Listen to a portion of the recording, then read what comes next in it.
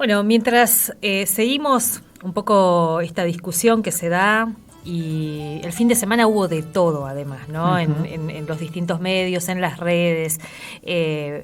Mientras eso pasa, hay una realidad que cada vez cala más, digamos, ¿no? Y si uno mira los datos de pobreza e indigencia y focalizamos aún más esos datos en las infancias, las adolescencias, bueno, podemos como darnos cuenta de que la situación es preocupante y pinta para peor, digamos, ¿no?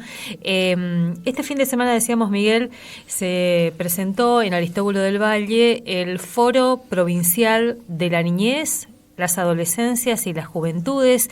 Es el capítulo de Misiones de un foro que viene, que se conformó allá por hace 20 años, justamente también en medio de un contexto de pobreza, de exclusión y la necesidad de enfrentar esas etapas, ¿no? Y vino a participar de este foro una joven economista que trabaja con los equipos de Claudio Lozano, lo decíamos, Agustina Aimovich, que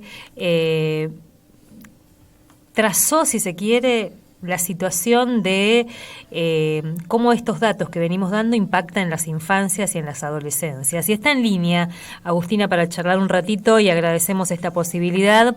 Agustina, muy buenas tardes, ¿cómo estás? Miguel Riquelme, Alicia Rivas, te saludamos desde la radio de la universidad. Hola, buenas tardes, ¿cómo están? Muy bien.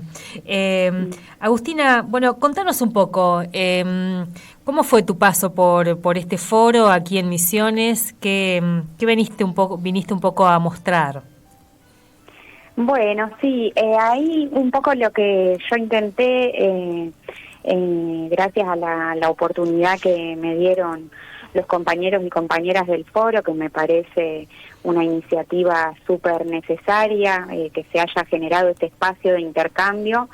Lo que intenté compartir ahí es un panorama de cómo viene impactando la situación económica en los hogares con niños y en los niños mismos, teniendo en cuenta, bueno, partiendo, digamos, de lo que fueron las primeras medidas de esta nueva gestión económica.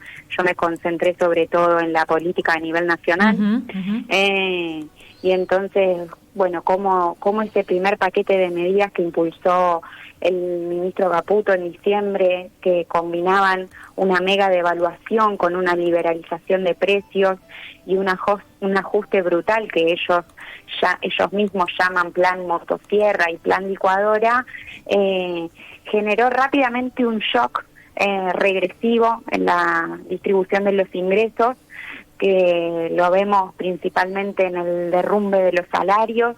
Bueno, también lo vemos en jubilaciones y demás, ¿no? Pero pensando también en los hogares con niños y niñas, partimos de la base de ver qué pasa con la situación de sus padres y sus madres, que son los que deben generar los medios de subsistencia para que esas familias puedan reproducirse en condiciones adecuadas. Y ahí lo que vemos es, por un lado, bueno, un recorte muy fuerte de los salarios, que hoy en día, si vemos lo que es incluso el segmento más favorecido, que uno podría decir que son los asalariados formales del sector privado, ya están un 27% por debajo su poder de compra de lo que tenían en 2015, y peor aún los trabajadores del sector público o los informales, que están cerca de un 40% por debajo de lo que podían comprar en 2015.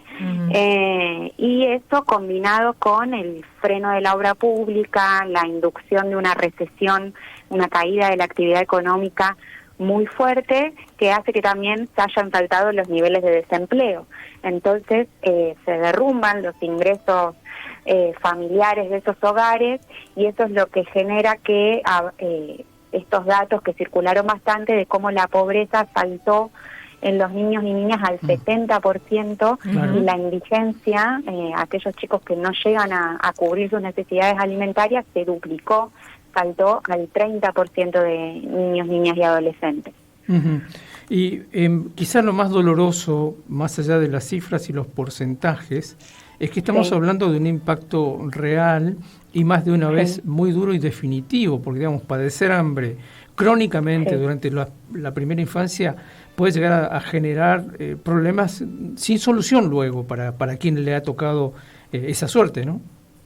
Totalmente, sí, ahí nosotros obviamente, bueno, queremos brindar un diagnóstico y en ese sentido las cifras nos resultan necesarias para dar cuenta de la magnitud de este fenómeno, pero nunca hay que olvidar que estamos hablando de personas detrás de esas cifras que nos abruma, porque estamos hablando ya de millones, ¿no? 9 millones de chicos pobres y 4 millones de chicos indigentes, pero que son un montón de historias que atraviesan un día a día donde pasan por múltiples privaciones. Claro. La privación de alimentos es la última a la que llegan después de pasar por un conjunto de privaciones, tener que endeudarse, tener que dejar de ir al médico o a los controles odontológicos, tener que salir a trabajar, los adolescentes, por ejemplo, abandonar sus estudios. Bueno, vivir, porque ya hablamos, si bien dio un salto la pobreza y la indigencia debido a este shock regresivo que decíamos, es un salto que se suma a un porcentaje ya muy elevado de pobreza infantil que venimos teniendo en los últimos años, que ya se ha convertido en un rasgo estructural, y que esto entonces también se refleja en las condiciones habitacionales de estos chicos, o sea, no solo que de repente caen sus ingresos y no llegan a fin de mes, sino que ya están hace tiempo, digamos, capas de pobreza estructural que hace que tengan condiciones habitacionales muy deficitarias en términos de la calidad de los materiales de sus viviendas, saneamiento completamente inadecuado porque no tienen baño, porque tienen que compartirlo, porque no logran tener acceso a los servicios básicos.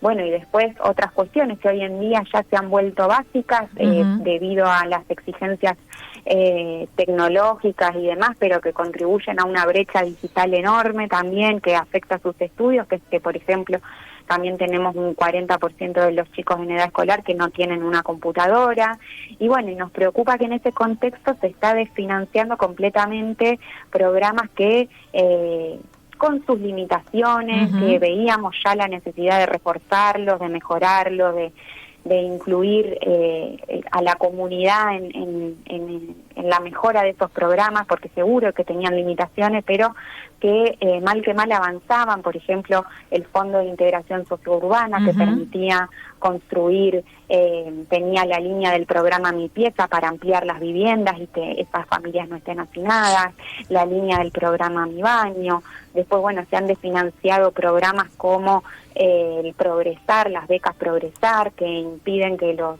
estudiantes tengan los ingresos suficientes en un contexto donde el transporte está aumentando, los útiles están aumentando. Se desfinancian también programas de salud, como el programa de prevención del embarazo no intencional en la adolescencia. Entonces, bueno, detrás de estos números hay una realidad sumamente compleja, atravesada por privaciones en múltiples dimensiones, no solo en los ingresos.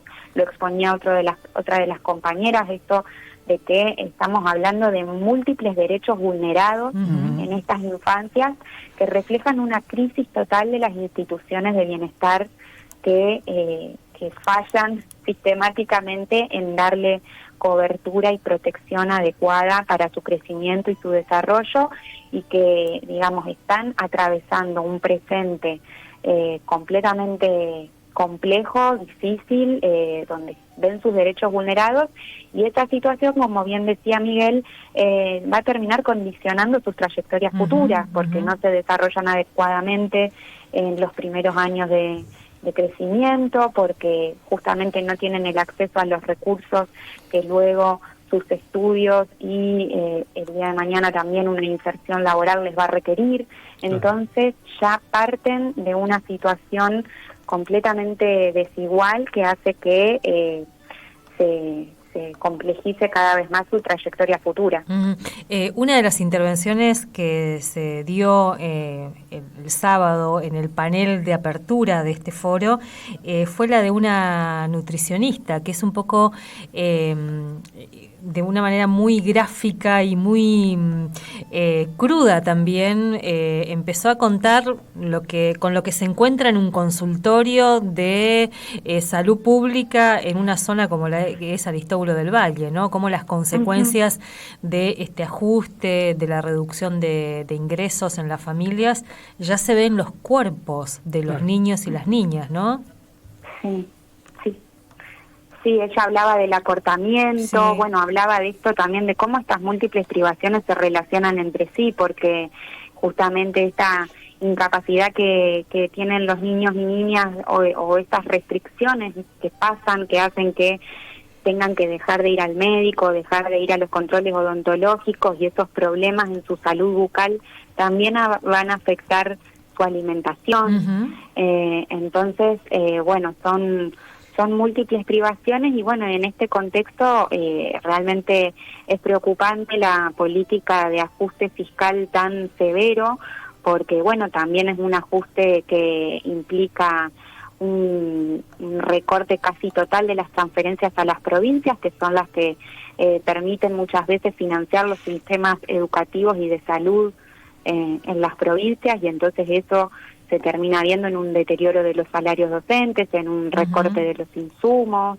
y entonces, bueno, justamente tiene consecuencias, como decías, en los cuerpos de esos niños y esas niñas, en los cuerpos de los adultos que deben criarlos, que también están atravesados por múltiples privaciones, y bueno, en ese marco nos parece que hay que empezar a pensar otras alternativas, a también tener en cuenta que esto se da en un contexto donde no todos salieron perdiendo con este ajuste, sino que hubo grandes ganadores, empresas del sector alimenticio, del sector farmacéutico, que mientras esta situación social se volvía tan crítica, incrementaron exponencialmente sus ganancias.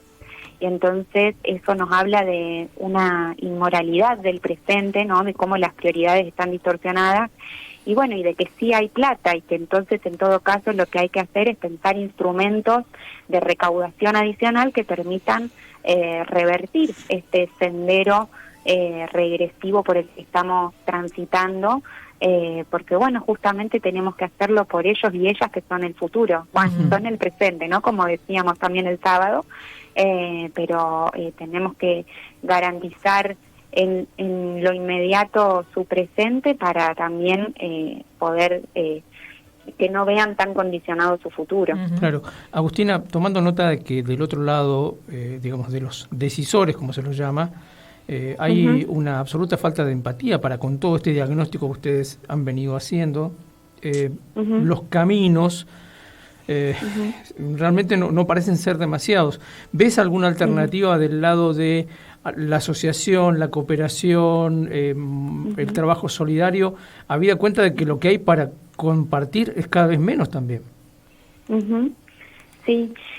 Bueno, sí, claramente estamos en un contexto muy complejo donde todos y todas estamos atravesadas por esta crisis, en lo personal, en lo organizativo, en lo social, en lo comunitario, y también es un objetivo, lo que nosotros vemos cuando analizamos qué tipo de políticas se recortaron más, se busca también descolectivizar estas políticas sociales, quitarles el contenido comunitario. Se ha desfinanciado mucho y se ha estigmatizado con información falsa a las organizaciones sociales, y eso impacta seguro en las tramas de contención que hemos generado como comunidad en los últimos años, porque bueno, esto, como decíamos, la pobreza no es nueva, venimos de décadas donde esto se ha instaurado debido a cuando lo veíamos en una perspectiva más de largo plazo, una estrategia de la desigualdad que empieza con la dictadura, la última dictadura militar como momento fundacional, y que tuvo luego